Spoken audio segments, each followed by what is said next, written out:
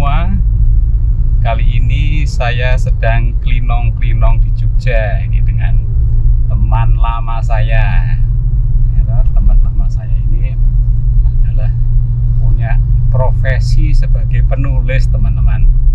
Nah, ini nanti teman saya ini akan berbagi pengalaman, berbagi cerita, ya, pengalaman beliau sebagai penulis. Kemudian ternyata dari hobi menulisnya itu banyak manfaat yang bisa didapatkan. Nah, nanti saya akan ngobrol-ngobrol dengan beliau. Nah, manfaatnya itu banyak sekali, teman-teman. Buat teman-teman semua, baik itu yang muda, yang setengah baya, yang pensiunan, yang mahasiswa, yang pelajar, gitu. Kemudian punya profesi apa saja, itu ternyata kegiatan menulis itu sangat besar manfaatnya. Nah, teman-teman, di sambil jalan-jalan, klinong-klinong, saya akan ngobrol-ngobrol dengan beliau, ya.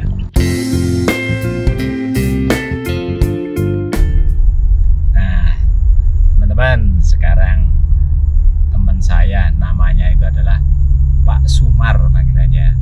Nama lengkapnya Sumardianta atau Pak Sumardianto wong Jawa, gitu. Nah, ini bentar, beliaunya ini bentar sambil nyupir, teman-teman. Oh, supir canggih. Monggo Pak Sumar menyapa pemirsa. Oke, selamat siang para teman-teman pemirsa kanal YouTube-nya Mas Nugroho. Bagaimana kabar? Semoga Anda senantiasa sehat dan bahagia. Mantap. Wah. Pak Sumar. Ya. Nah, ini Pak Sumar kan seorang penulis ini. Ya. Ceritanya gimana kok bisa jadi seorang penulis nih, Pak Sumar? Ya, seorang penulis itu ternyata awalnya tidak langsung menulis, tapi menjadi seorang pembaca yang baik, membaca buku yang baik, untuk menabung kosakata yang nanti dikeluarkan dalam bentuk tulisan. Nah, saya menyukai kebiasaan membaca itu sejak SD. Sejak SD. Ya, lanjut ke SMP, lalu ke SMA, itu terus saya pelihara kebiasaan membaca itu. Oke. Nah, terus dari membaca itu terus kemudian kok nulis itu sejak kapan nulis? Saya mulai menulis itu semester 2 sebagai mahasiswa IKIP Sanata Dharma. Tahun berapa itu, Pak? Tahun 88. Tahun 88 semester 2. Semester 2, ya. Itu saya menulis di Kedaulatan Rakyat. Di Kedaulatan Rakyat. Harian lokal Yogyakarta, ya. Ya, buku yang saya resensi itu Senyum Karyamin. Oh, jadi nulis di rubrik apa? Kedaulatan Rakyat. Ya, resensi buku. Resensi buku. Betul. Oh, iya. Buku yang saya review kumpulan cerpen Senyum Karyamin karya novelis Ahmad Tohari. Ahmad Tohari. Ya, itu novelis terkenal, ya, penulis terkenal yang menulis trilogi Ronggeng Dukuh Paruk. Itu sampai sekarang kumpulan cerpennya masih terus diterbitkan. Oke. Oleh Gramedia. Nah, terus lanjut lagi setelah buku yang pertama di Kedaulatan Rakyat, terus habis itu lanjut terus apa itu, Pak? Ya, misalnya majalah Eksponen, majalah yang sudah tidak terbit, kemudian ya tetap di Kedaulatan Rakyat. Ya, kemudian setelah lulus kuliah, menulis itu rupanya menumbuhkan kebanggaan, ya, bahwa orang yang introvert dan cenderung antisosial pun hidupnya tetap bermakna. Oke. Ya, karena bacaan itu, karena tulisan saya dibaca orang, lalu saya bisa berinteraksi dengan mereka. Jadi yang dirasakan manfaatnya waktu itu apa itu, Pak Sumar? Manfaat untuk saya? Iya, untuk Pak Sumar sendiri gitu. Ya, membaca dan menulis itu akhirnya menjadi semacam terapi, ya. Terapi ya. Terapi gimana maksudnya? Ya, saya kan menyadari sebagai orang yang memiliki defisit atau kekurangan dalam hal kepribadian. Ya, saya kadang iri juga melihat teman-teman bisa guyang-guyu, bisa ngobrol dengan ringan, dengan santai.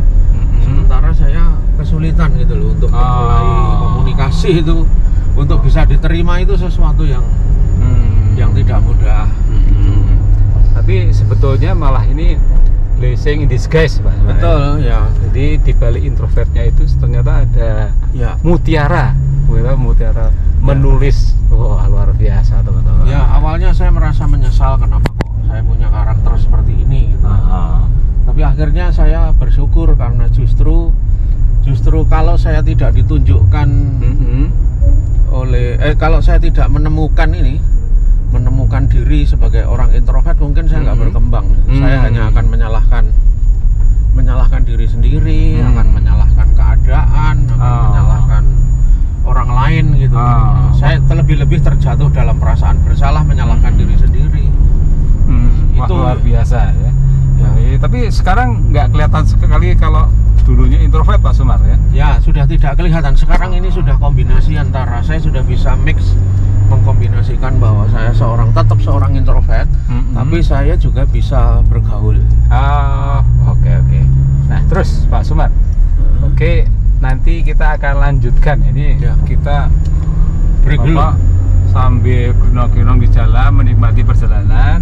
Nanti kita lanjutkan ngobrol-ngobrol lagi kalau sudah sampai di tempat makan, Pak Sumar. Oke.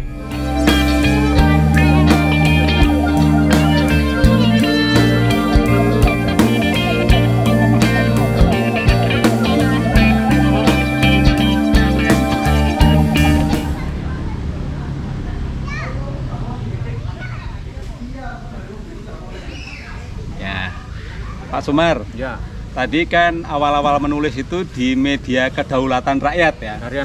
Harian lokal Yogyakarta. Ya. Nah, setelah itu nulis di media apa lagi, Pak Sumar? Setelah itu mulai tahun 96 itu di Kompas.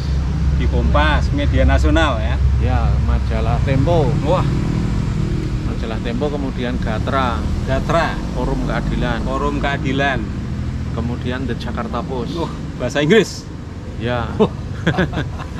Ya, terus setelah itu memang bukan hanya menulis untuk konsumsi media massa, saya juga mengikuti banyak lomba menulis. Lomba menulis. Terus dapat penghargaan nggak? Dapat penghargaan. Salah satu dari lomba menulis itu saya bisa menabung dan membeli tanah dan membangun rumah. Luar biasa. Ya. Itu dari menulis ya? Dari lomba menulis. Karena saya bekerja sendiri.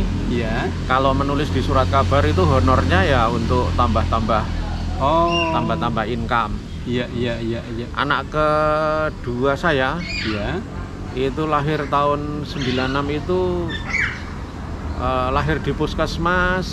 Biayanya itu 50.000. Waktu itu saya bisa menebusnya karena dapat honor dari Bernas 54.000. Luar biasa. Tapi omong-omong Pak Sumar kan sebagai penulis. Ya. Tapi itu profesi utamanya menulis atau ada profesi lain? Ya, profesi saya sebagai guru. Sebagai guru? Ya. Sebagai guru? Sebagai guru di SMA Kolese de Brito. Di SMA Kolese de Brito. Luar biasa. Ya. Jadi apa ini, ada kaitannya nggak ini guru sama menulis, atau memang kebetulan atau gimana? Ya, saya kira tidak ya. Ini tidak ada yang kebetulan, karena pada akhirnya setelah saya lulus kuliah saya bekerja. Iya. Membaca dan menulis, reading and writing habit itu menjadi tuntutan profesional untuk saya. Dari luar sebagai tuntutan profesional, dari dalam memang saya guru kan. Iya. Pendidik sekaligus. Kalau guru kan kerjanya hanya memindah pengetahuan, memindah sikap, dan memindah keterampilan. Tapi sebagai pendidik saya kan harus memberi teladan. Oke. Saya omong kosong kalau saya menuntut siswa itu pada suka belajar, sementara saya nggak pernah belajar. Jadi teman-teman, Pak Sumar luar biasa. Jadi menulis itu antara lain juga karena profesinya ingin memberikan teladan, contoh yang baik bahwa seorang guru itu ya pembelajar, pembaca dan penulis.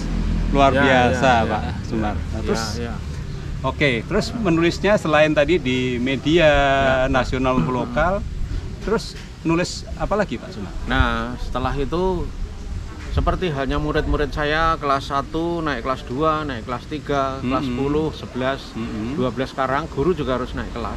Oh, oke. Saya tidak lagi hanya menulis di surat kabar, di majalah, tapi menulis buku.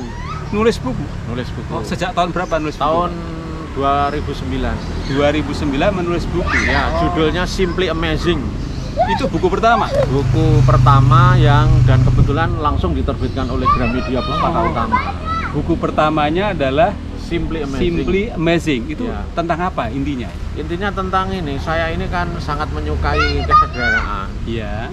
Jadi kesederhanaan itu intinya bahwa sebagai pendidik saya ini harus bisa menyederhanakan persoalan rumit menjadi sesederhana mungkin yang mudah dipahami siswa. Oh, oke. Itu buku pertama ya.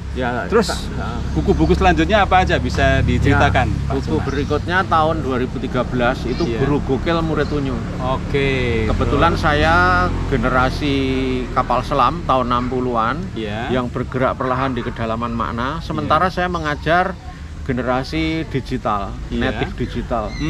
Nah, generasi digital itu saya ibaratkan sebagai speedboat yang punya kecenderungan untuk lari kencang di permukaan arus yang dangkal. Nah, saya mengajarnya menggunakan cara berpikir mereka. Jadi saya ingin masuknya itu lewat pintu mereka, pintu manusia native digital, tapi keluarnya lewat pintu saya. Jadi oke lah, saya ikuti cara berpikirmu yang dangkal di arus permukaan, tapi begitu saya ajak keluar lewat cara saya, itu mereka harus bisa berefleksi dan mendalami apa yang mereka belajar. Jadi kolaborasi antara generasi tahun 60-an dengan generasi milenial yang kekinian itu kedalaman dan apa tadi? Kedangkalan tapi speed. Jadi yang satunya cepet tapi dangkal, yang satunya dalam lamban. Alon. Nah, saya itu ingin berada di tengah-tengahnya itu. Jadi kedalamannya mereka dapat, lalu juga speednya juga dapat. Oke. Terus buku berikutnya apa lagi? Buku berikutnya masih soal native digital karena yang saya layani adalah mereka. Habis galau terbitlah Move On. Penulisnya adalah Sumardianta dan buku yang dia karang berjudul Habis Galau Terbitlah Move On. Habis galau terbitlah move on. Ya, intinya bahwa medsos itu membuat mereka tidak hanya dangkal, tapi membuat mereka itu membuat mereka itu gampang galau. Mereka kena sindrom yang namanya FOMO. Ya, fear of missing out. Oke. Takut kalau kurang update.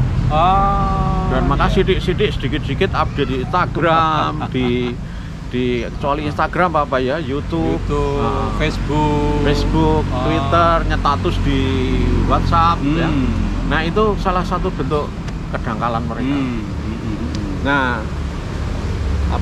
buku Habis Galau Terbitlah Move On itu ingin bukan mau mau ngerasani atau meratapi anak-anak murid-murid saya yang FOMO. Penyakitnya bukan hanya FOMO generasi digital itu, tapi juga FOBO. FOBO itu apa? Fear of best option, fear of better option.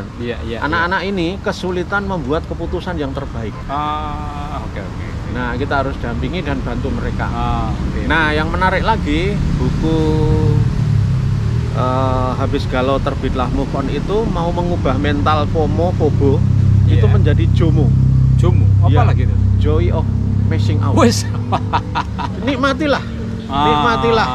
Menikmati lepas dari gadget. Tidak kecanduan gadget, bisa jauh dari gadget. Jadi FOMO, terus JOMO.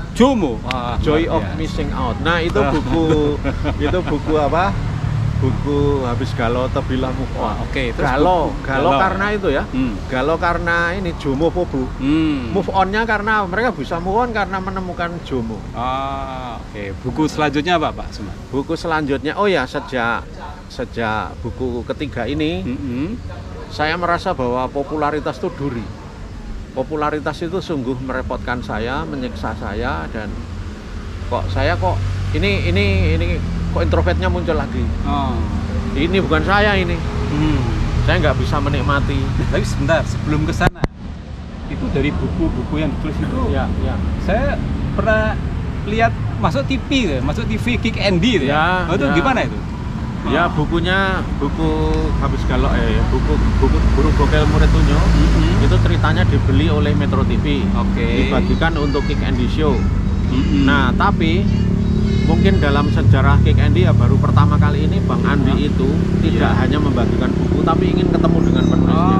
Oke, jadi waktu itu masuk Metro TV ya? Metro TV, ya. Iya. Pertama Pak Sumar diundang di Metro TV acara Kick Andy wawancara. Ya. Terus setelah itu yang buku kedua ketiganya? Buku keduanya masuk juga yang buku tentang FOMO Jomo tadi itu. Habis Galau Terbilang Move On itu dibeli, dibagikan sekitar 800 pemirsa Kick Andy, tapi saya nggak diundang. Jadi bukunya, karena kan Pak Sumar udah pernah diundang dan udah ngetop toh? Ya.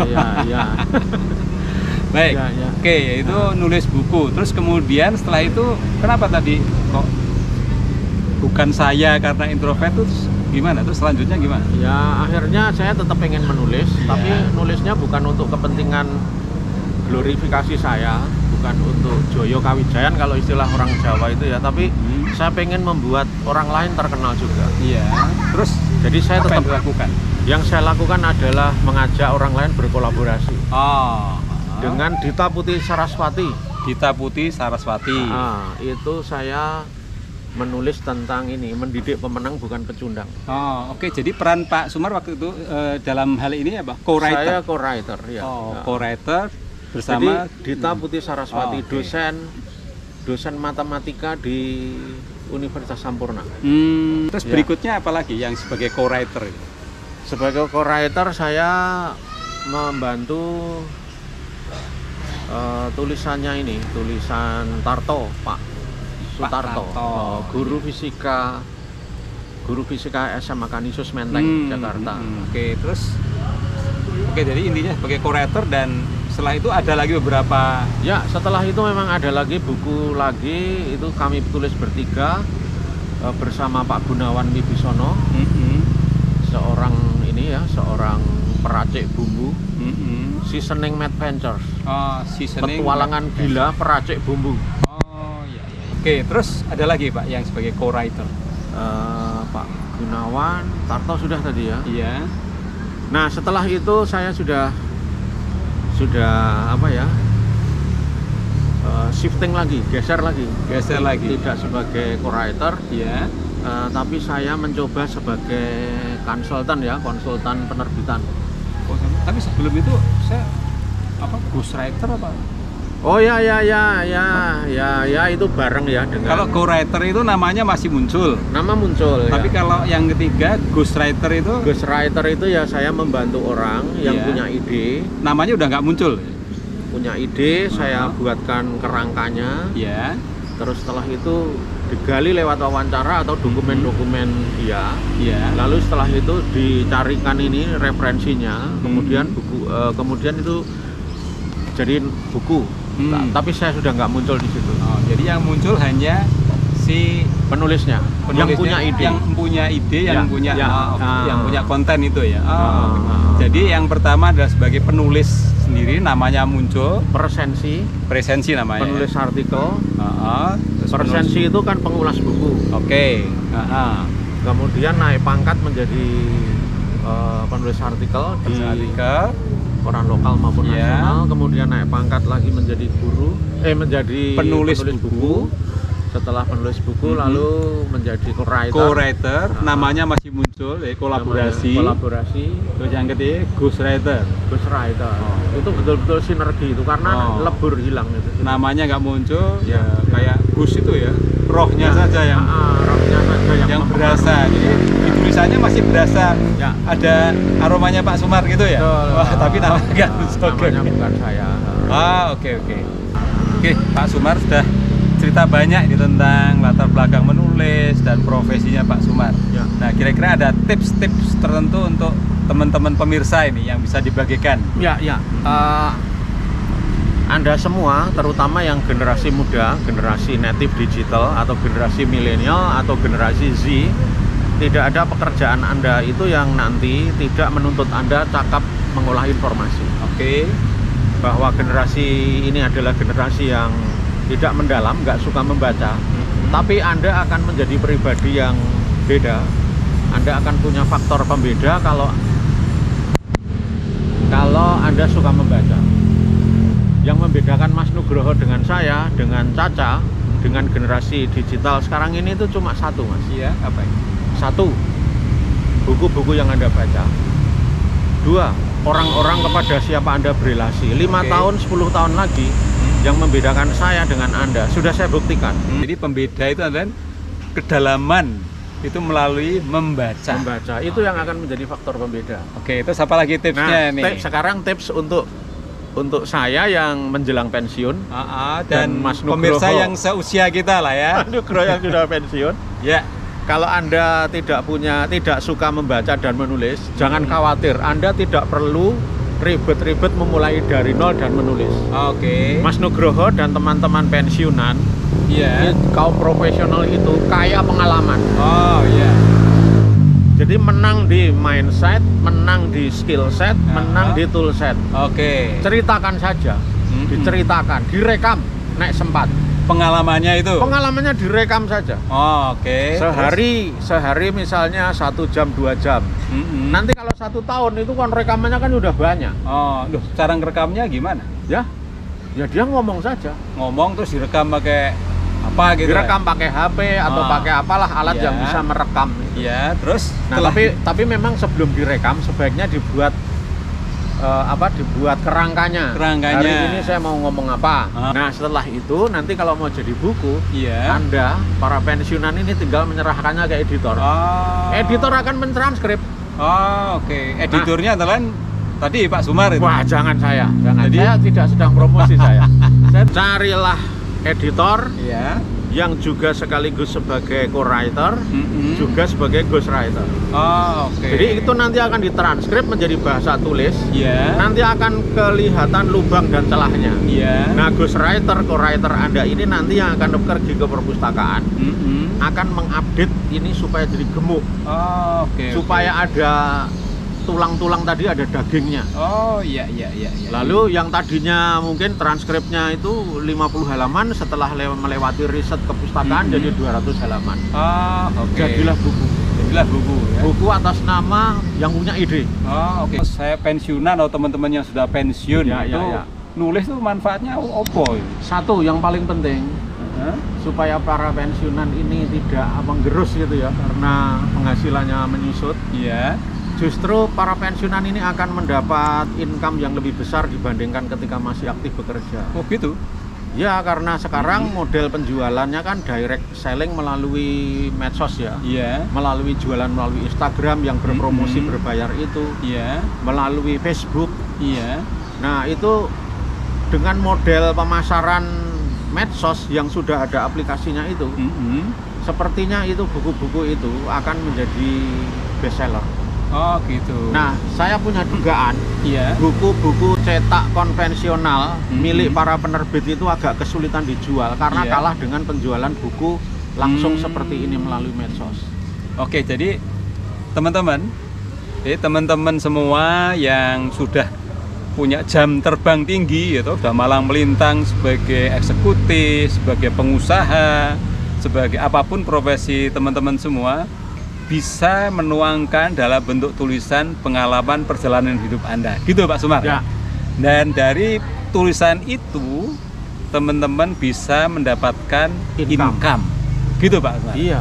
Oke. Di samping itu, di samping itu juga pengalaman teman-teman semua itu sangat bermanfaat untuk generasi muda ya. Yang penting akan menjadi legacy. Cepat atau lambat kita ini akan didoakan orang. Kita akan menghadap Tuhan dan didoakan orang. Oke. Nah, orang ini yang akan mendoakan kita ini orangnya pride, bangga kepada kita. Istri bangga, anak cucu bangga karena kita punya legacy. Oh, iki bukunya bapak. Oh, ini bukunya kakek dan nenek. Ada Dira itu legacy. Karena kalau kita nggak menulis buku, maaf, ya Rono Bekasi ya, dilupakan itu loh. Jadi satu, buku itu menambah income. Iya. Kedua, legacy. Kalau kita sudah selesai itu legacy. Betul. Dan pengalaman kita ya, itu kita membaca buku-buku itu kan si penulisnya hari ini mungkin sudah nggak ada ya. Tapi buah pikirnya, ide-idenya itu kita bisa kita dapatkan melalui buku-buku beliau ya. Teman-teman semua, ini kira-kira beberapa poin penting yang bisa di-sharingkan oleh Pak Sumar tentang kegiatan menulis. Jadi banyak sekali manfaatnya dan teman-teman bisa memetik manfaat dari menulis. Gitu Pak Sumar ya? Baik. Jadi sebagai closing statement, apa Pak Sumar mau sampaikan kepada pemirsa? Closing statement saya satu untuk generasi milenial. Anda harus memiliki faktor pembeda. Karena kalau Anda tidak memiliki faktor pembeda, ibarat sarjana ini sekarang sarjana apa saja udah ada Mas. Iya. Istilah wong Jawa itu ya maaf ya, bleder supaya uwuh gitu. Seperti ranting-ranting daun yang berjatuhan di pinggir jalan, banyak banget. Tapi kalau Anda punya faktor pembeda, Anda akan dicari orang. Itu faktor pembeda. Faktor pembeda. Oke, terus apa lagi? Nah, untuk para pensiunan, nah ini pensiunan ini dua segmen ini. Yang pensiunan atau yang generasi pensiunan atau mereka yang mau pensiun. Oke. Nah, pensiunan atau yang mau pensiun itu levelnya itu kan bukan level mengejar lagi. Iya. Tapi kalau istilahnya Roberto Kiyosaki itu biarlah uang yang mengejar kita. Oke. Lewat investasi. Nah, salah satu investasi mental yang menghasilkan income asal kita tahu cara menulisnya, tahu cara memasarkannya lewat medsos. Iya. Income uang itu akan mengejar kita, akan datang gitu. Oke. Pak Sumar, terima kasih untuk sharingnya kali ini. Dan mudah-mudahan teman-teman semua bisa mengambil manfaat dari sharing Pak Sumar pada kali ini. Mudah-mudahan bermanfaat dan sampai ketemu di acara saya berikutnya.